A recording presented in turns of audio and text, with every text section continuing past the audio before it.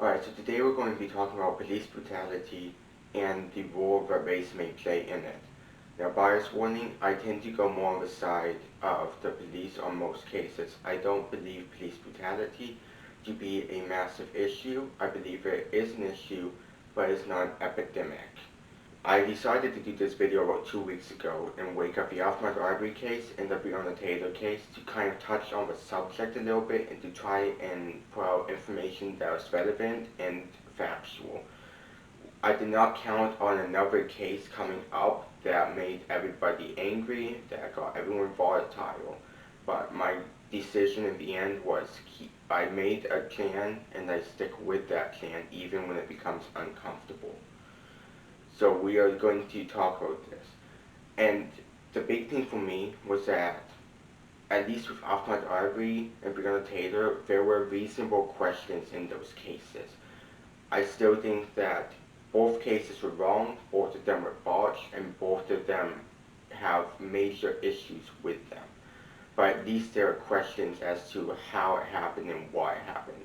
George Floyd was not like that. George Floyd, it was obvious from the video, from all evidence that you had, that the police acted wrongly in that case, and that they should not have done it. And even though the autopsy report came out and said that asphyxiation or strangulation was not the cause of death, it was likely a contributing factor. The family is pushing to get an independent autopsy done as well to try and make sure that they actually have the correct information. For the purpose of this video, I'm going to mostly be talking about blacks and whites as far as crime goes, police brutality, and racism, and how that plays into policing.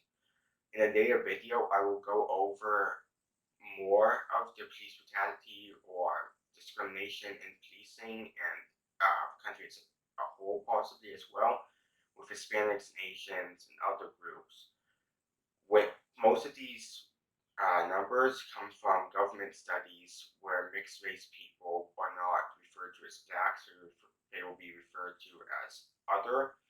So the black crime rates or any of the statistics involving blacks are all going to be 100% and not mixed race.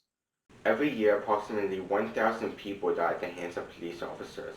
According to a 2016 study by the National Institutes of Health, along with other government organizations, about 32% of those are black and 52% are white, making blacks 2.8 times more likely to be killed by police officers than whites. In addition, about 83% of those killed by police are reported to be armed.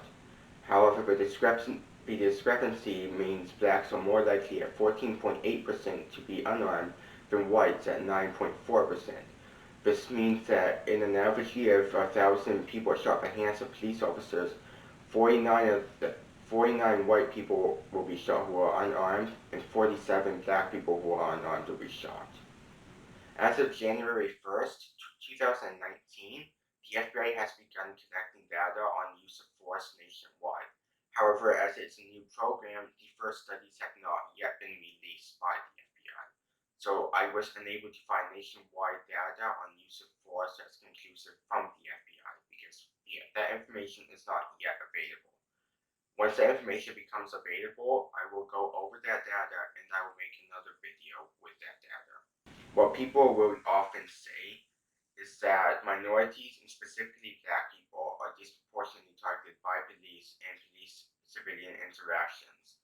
This is technically true, but there's also a discrepancy in crime rates and where police end up as a result of them. And the demographics in high crime areas tend to be more of minorities, and places where whites are the majority of criminals, there tends to be a much high targeting of whites. So it isn't always necessarily focused on race, it's focused on area. And because of that focus, a lot of times it seems like there's a disproportionate amount of effort placed on minority communities. Alright, so I'm going to read you something from the Bureau of Justice Statistics for a study released on crime data in 2017 on violent crime victimization. They said that whites were the offenders in 2.7 million cases and the victims in 4 million cases. Blacks were the offenders in 1.2 million cases and the victims in 650,000 cases. Whites made up 62% of the total population and accounted for 50.2% of offenders and 66.5% of victims. Blacks accounted for 12% of the population and accounted for 21.7% of the offenders and 10.8% of victims. 60.2% of violent crimes committed against whites were by other whites, and 15.3% were by blacks.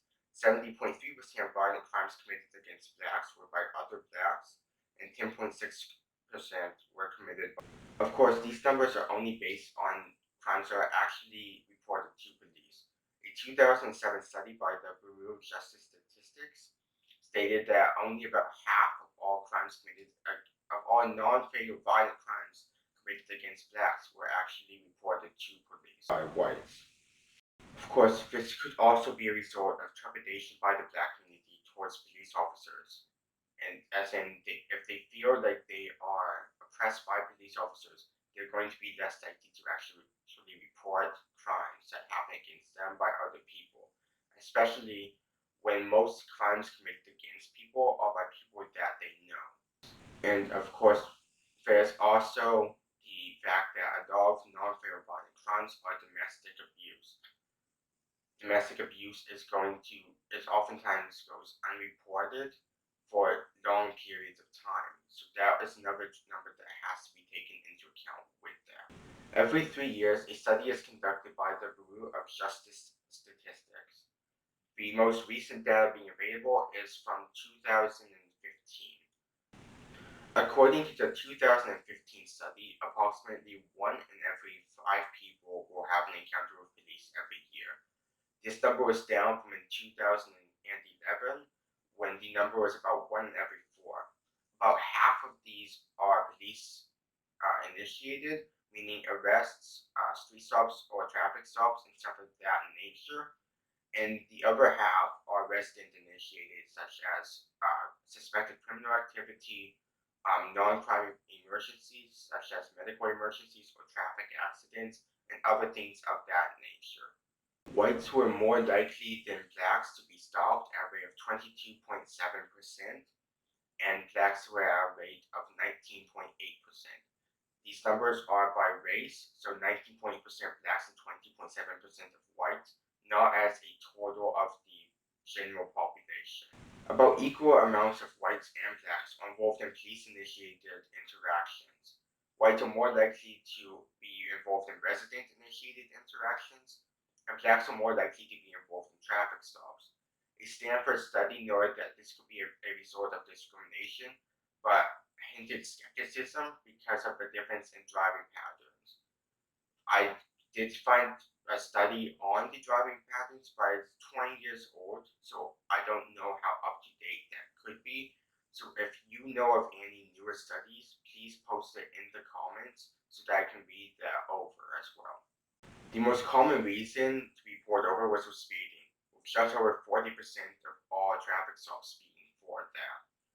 90% of drivers said that those stops were legitimate, and 95% of them said that police behaved properly in that situation. There is a discrepancy between the legitimacy of traffic stops as perceived by whites versus blacks.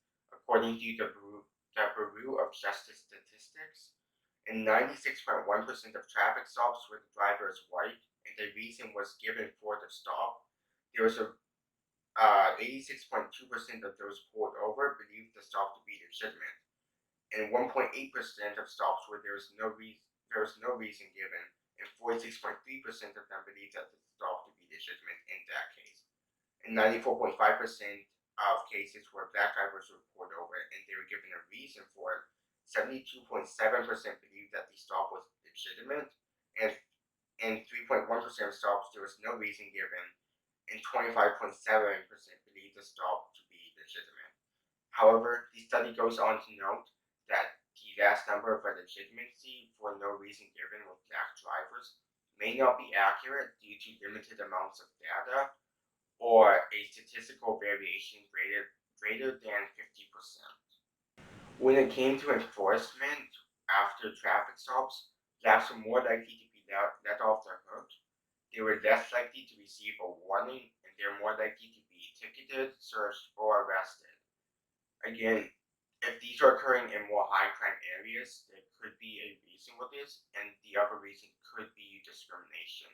So there both possibilities exist, and both possibilities most likely happen depending on where the stop is conducted. Blacks were also more likely to have multiple traffic stops in a year, with about 18% of them saying that they had multiple traffic stops versus 11.8% of whites saying the same thing.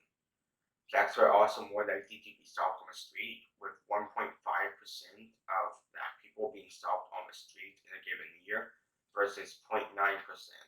Stops on the street included different reasons, such as suspicion of a crime, asking for information on a crime, asking for information on a person, or any other variety of reasons to stop them to talk to them. At a rate of 67.8%, whites were more likely to believe that street stops were legitimate than blacks at a rate of 50.1%, and 89.1% of street stops involving whites. They believed that police behaved properly versus 59% for blacks. In approximately 2% of police-civilian interactions, there was a use of force by police. The BJS defined use of force as threatening use of force, handcuffing, hitting, kicking, pushing, grabbing, pepper spray or other type of chemical spray, electroshock weapons, or pointing at guns. 1.3% of whites who had interactions with police officers experienced use of force versus 3.3% of blacks who had interaction with police officers, making them more likely to experience use of force. About an equal percentage of blacks and whites viewed use of force as necessary. However, blacks were more likely to view use of force as excessive. There's a study conducted by the Proceedings of the National Institutes of Science. The study focused on the respect given to black drivers versus white drivers. They took 37,000 utterances from transcribed body cam footage from the Oakland Police Department, and then they took 414 of those utterances and gave them to participants to analyze the respectfulness of those comments. The participants were not told the race of the driver. However, even with this, they overwhelmingly said that the police officers had more respect for white drivers than for black drivers. Another study conducted that focuses on how police will handle bad cops and their force was one conducted and released in 2006. The study focused on the years of 1975 to 1996 of the NYPD. The researchers studied the 1,543 officers who were involuntarily separated during that time period. They compared them with the officers who had not been separated to compare behavior patterns and success rates in academy and in accommodations and other things that are of importance that were in the personnel files. During the course of the study, the representation of Asian officers and Hispanic officers increased. At the same time, the rates of involuntary separation decreased. The representation of black officers did not increase very much, and the rate of being dismissed did not decrease very much in that time period. What the researchers also found was that as the department became more racially diverse, white officers became more likely to be dismissed. They also found that black officers were 3 times more likely to be dismissed than white officers, which is about the same rate as those who had one or more complaints per year of service versus those who had less complaints. The study goes on to say that of the 1,543 cases of officers who were dismissed, only 119 of those were for abuse, and of those 119, only 37 of them were for on-duty abuse. either primarily for that reason or entirely for that reason. The study notes that despite some high-profile police brutality cases in New York, the NYPD is one of the most restrained police departments in the country. They are less likely than other large police departments to fire their weapons on citizens. There is one last thing that people will often look at when trying to understand why bad police officers are not oftentimes dismissed and why they oftentimes end up coming back to a department even when they are dismissed. And one of the primary reasons given for that is that there are not enough police officers. Most police departments need more people, and so if their officers are not doing stuff that they deem to be completely out of control, then they will oftentimes excuse the behavior and cover up for them because they need the officers to enforce the law. And this is a problem to be addressed, that we need to bump up recruitment for good candidates. In 1997, there was one police officer for every 410 people in the country. In 2016, that had dropped to one police officer for every 460 people. We need to be able to have a well-staffed police force with good people who want to make things better. And there is no question that police brutality exists. The question is to what extent it exists, and how do we fix it from here. If you disagree with any of what I said, or if you have more sources that you think I should put in this video, please post it in the comments. Whether it's a research paper, study, government statistics, I would be more than happy to read through more information on the subject so that the next video that I make that addresses this subject is even better than this one. I hope you enjoyed this video, and I hope it helps you to start your own line of research on this subject. A well-informed public is what this country needs more than anything else, because we need to know stuff. Please share this video with as many people as you can, so that more people can see this, and I hope that will give me more comments and more research for me to do to make better videos in the future.